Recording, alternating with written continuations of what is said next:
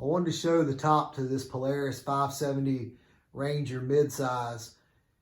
I got this top off of eBay and I bought it simply because it was way less expensive than the Polaris product. The one thing I was not fond about was it came in two parts, and obviously they did that for shipping reasons so they could put it in a smaller box. But the fact that it does have a gasket that you put in that, you know, somewhat seals the two parts. You could probably do better if you want to put a bead of caulk down it before you put them together.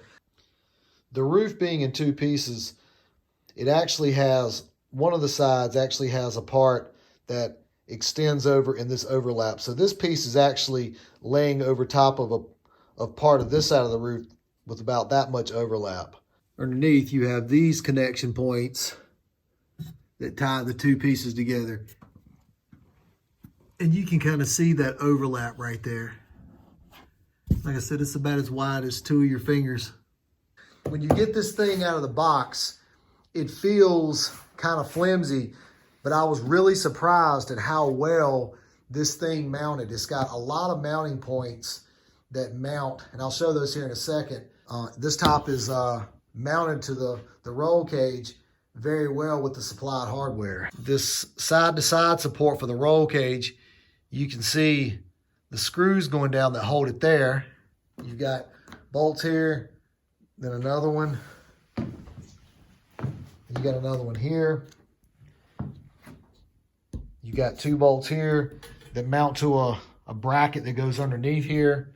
You have these two bolts that mount the front to it. And once again, this thing is just really, really stable.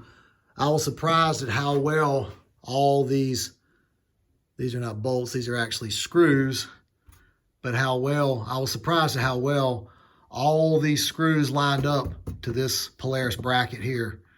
These screws here, they're actually little tabs inside the roof that project down that these screws screw into, but it makes a really solid connection.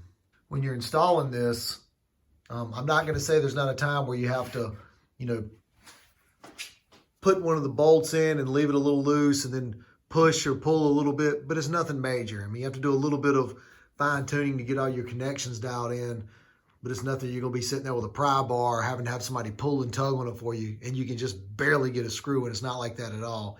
It's really easy to get it connected, and it's a strong connection.